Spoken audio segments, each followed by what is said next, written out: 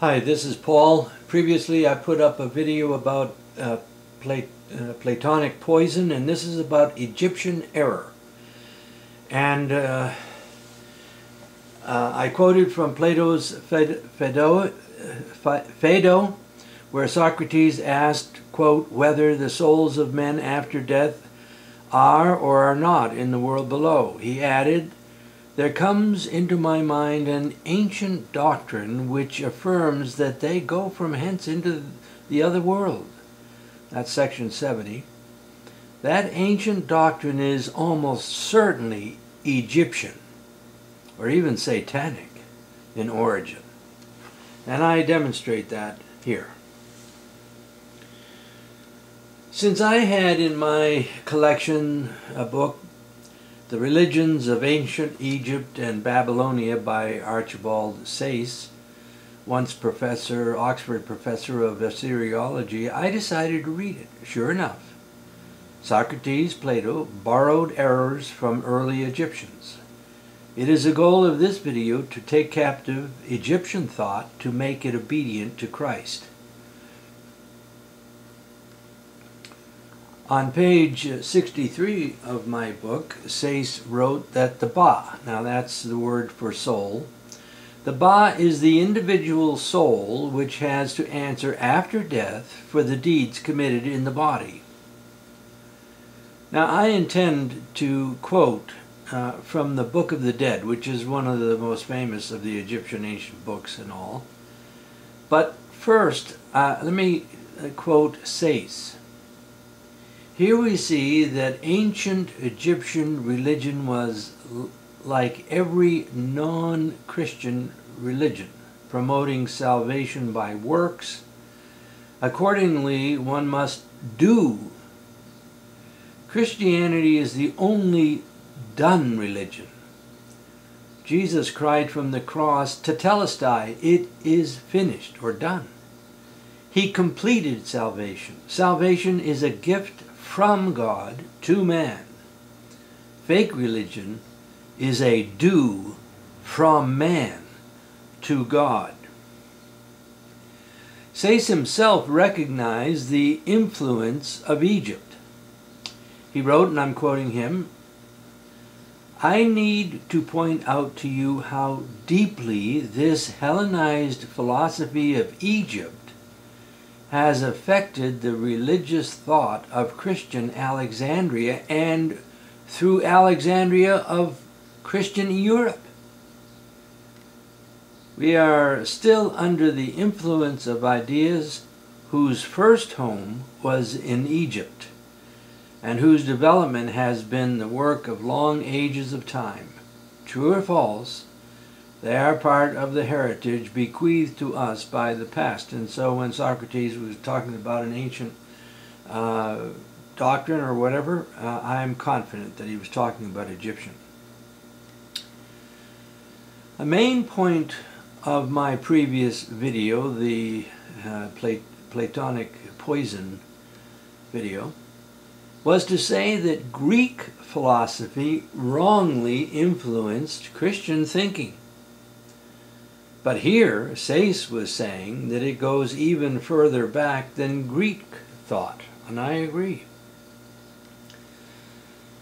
Now, skeptics, maybe atheists or whatever, will also try to undermine faith in Jesus by saying that Horus, an Egyptian god, was much like Jesus. But listen to what Sayce wrote about Horus, quote, once Set, name of a god, was taken prisoner but released by Isis. Whereupon Horus, in a fit of anger, struck off his mother's head, which was replaced by Thoth with the head of a cow. The Gospels don't report that Jesus ever cut off his mother's head. It's absurd to link Jesus and Horus. According to the Bible, atheists are fools, and that's what it says in Psalm 14:1. The fool has said in his heart, there is no God.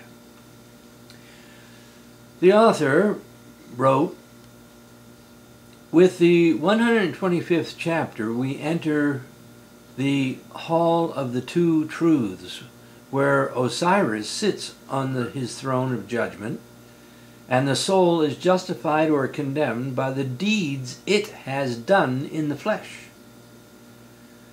This lends itself to the false notion that humans may be justified if they have been good people.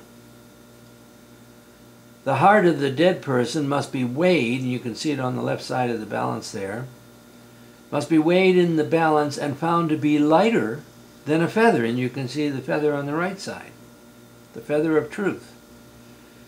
It's got to be lighter than the feather if he or she is to earn paradise. Sorry, I went too fast. The Bible, however, makes it very clear that no one will be justified by works, with one exception. Jesus walked this earth perfectly and never sinned. However, he took the place of sinners on a cross so that sinners might receive Jesus' perfect robe of justification. Sayce wrote, "The Book of the Dead was the oldest of the sacred books of Egypt. It was also in universal use. Whatever other articles of belief he may have held, the Egyptian of the historical age was before all things else a follower of Osiris." Yahweh Jesus, however, sent plagues on Egypt, essentially condemning all their so-called gods. He is the one who delivered God's Old Testament saints out of Egypt. Some positive things, however, can be said about Egyptian religion. The soul of an Egyptian at death supposedly was to confess his or her innocence. One place to learn more about this is from the papyrus of Ani. There, 42 confessions were to be made to judges, and you can maybe see a picture of some of the judges at the top there. The positive aspect is the seeming recognition of right conduct, at least to some degree. In other words, Egyptians affirmed what we're about to learn about. Now, confession of innocence would be lying because they would fail in so many of these areas. And that's true of us all. We all break God's law. So even in confessing innocence in the context before the supposed judge, that would be lying. Nevertheless, one wonders if Egyptian leaders may originally have gotten some ideas from Moses, or even earlier from Mitzrayim, arguably the founder of Egypt.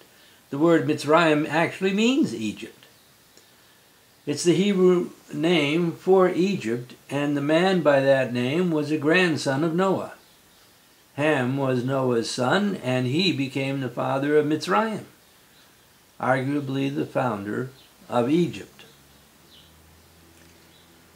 Now, I have separated the 42 confessions into 3 groups because I want to make comments between the sections.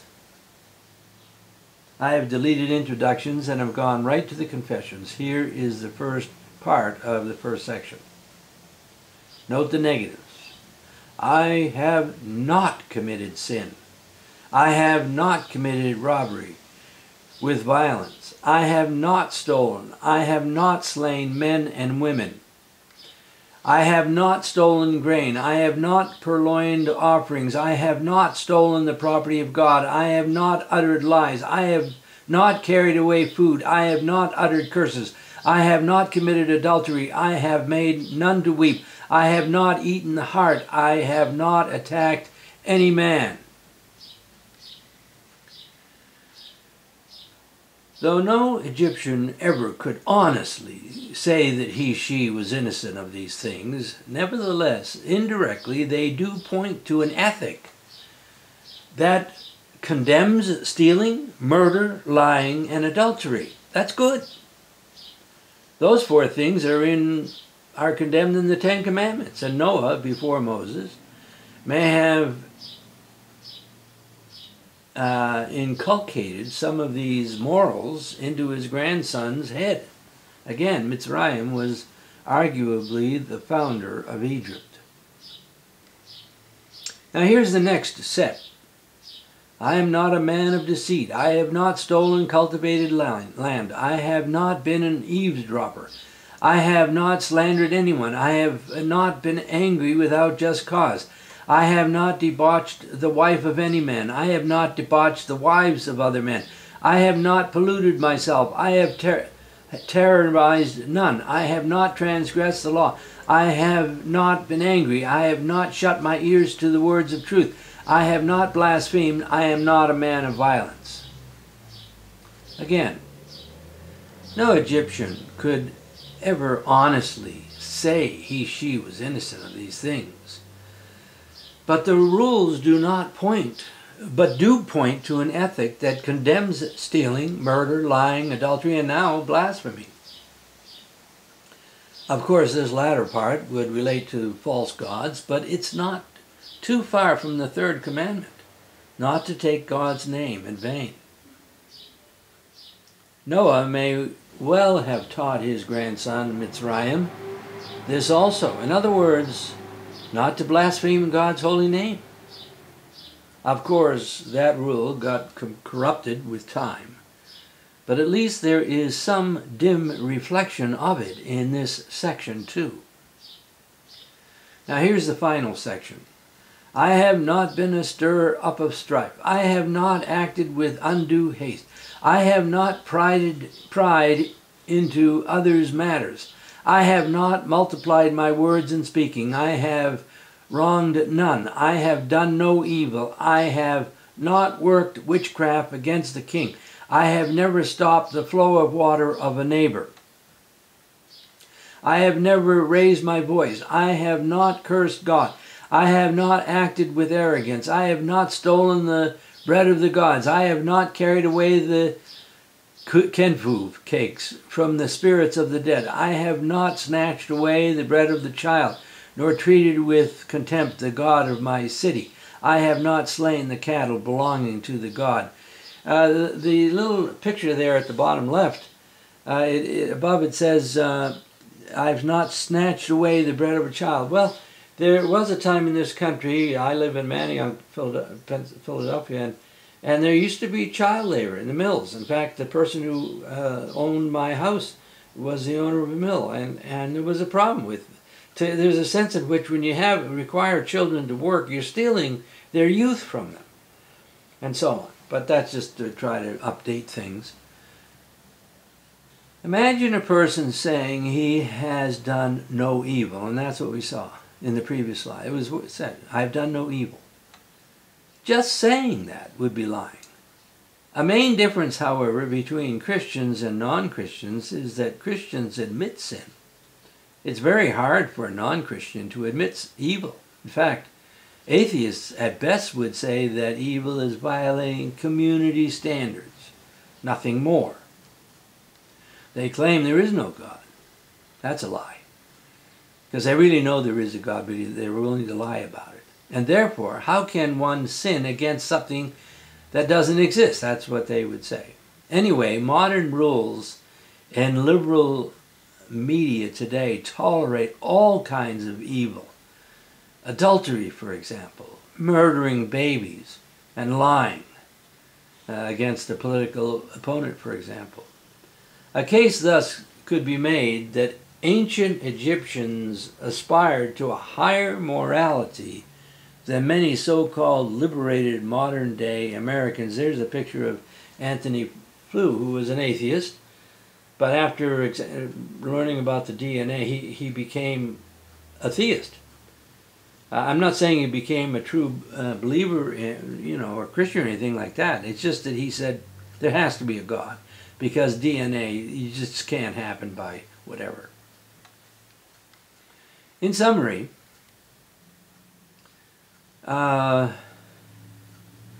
Egyptians promoted the false notion that one can get into paradise by being good. Human nature is such, however, that we all fail. The same Yahweh who condemned the mistreatment of God's people in Egypt and delivered them is the very same one who went to the cross to deliver his people from a far deeper slavery. Slavery to sin, evil, death, and hell. Jesus died, but his whole being, including body, came alive again on the third day. To employ the Egyptian imagery, not only was Jesus' heart lighter than any feather, you can see the feather down at the bottom there, you can see the sort of cockeyed scale, it's not horizontal as you would know, and there I have put Christ ascending there on the other half. To employ the Egyptian imagery, not only was Jesus' heart lighter than any feather, but at his ascension, his side of the scale was so radically lifted that the feather on the other end dropped into hell. Now is the time of God's favor. Now is the day of salvation. Talk to Jesus now in prayer. He's God. He can hear you. He made your ears. He can hear your prayer. Ask him now to be your Savior. So, two of the things that you see in purple on the right there, in the case of Christ, it's an empty tomb. There are a lot of mummies and tombs, Egyptian tombs and so on, but there's no body of Jesus on earth anywhere. There is a body of the remains of Buddha, for example, but nothing of Jesus. And Buddha walked this earth hundreds of years, I believe, before Jesus did. But we have found his remains. But the remains of Jesus, it's an empty cross and an empty tomb. Christ's heart was and is pure. He can wash your sins away because he shed his blood on the cross. And he can wrap you in his robe of perfect righteousness. In the Old Testament there was a flood. And if you were in the ark, you were saved. In the New Testament there's a coming global conflagration. And if you're in Jesus Christ, you're saved. But that's the only place that you can be saved. Wrapped in the robes of Christ's perfect righteousness.